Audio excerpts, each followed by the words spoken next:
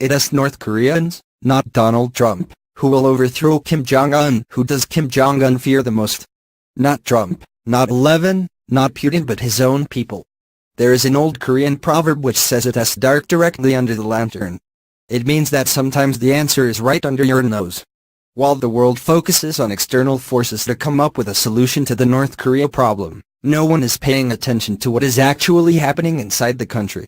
In the real North Korea, beyond the missile tests and the clinical streets of Pyongyang, history is about to repeat itself. According to a UN report published earlier this year, 4.4 million North Koreans live on the brink of starvation. That is almost a fifth of the population. It is a startling figure, especially as less than 2 decades ago 3 million North Koreans starved to death during the so-called Arduous March.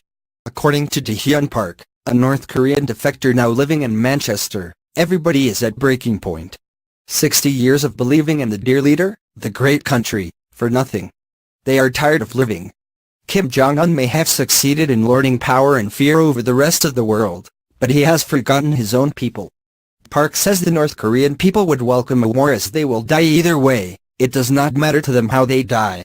Novice Kim Jong-un has not found it easy to perpetuate his father and grandfather's legacy and believes he needs to become a nuclear superhero to keep his people marching to order. But North Koreans are no longer as docile as they once were.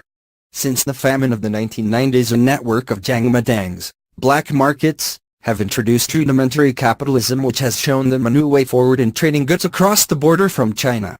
The people have reached out to the outside world and are not so easily conned by government propaganda.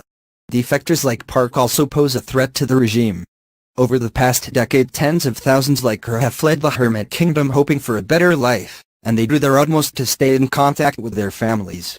The defector-led activist group Fighters for Free North Korea drops USB drives, DVDs and pro-democracy literature into the North by balloon. News from the outside world flows into North Korea on these illegal channels. Instead of blindly assuming there is only a military solution to the problem and raising the stakes through Twitter spats, we must look to empower the people of North Korea. We should focus our energy on nurturing a homegrown opposition movement strong enough to overthrow Kim Jong-un and let the people take the road to democratic change, not war. But how do you empower a starving population? Not by sending international assistance. Food aid is diverted to the army and ends up helping Kim Jong-un to develop his military power base. The Kim dynasty used their starving population as bait in the mid-1990s to extract international subsidies, which never reached the people most in need. It is not just food aid that needs to be axed by the inflow of crucial foreign currency. Tens of thousands of North Koreans are sent abroad to work as slave laborers and send home over 1.5 billion every year, according to the UN. We must stop offering these workers permits. We further must clamp down on the abuse of diplomatic immunity by Korean diplomats who in the past have been caught smuggling gold. Information needs to flow and not food aid, not hard currency, and refugees need to flow out. Brutal as it may sound, North Koreans must be left to take care of their own monster. The collapse of the cult of the great leader is only a matter of time.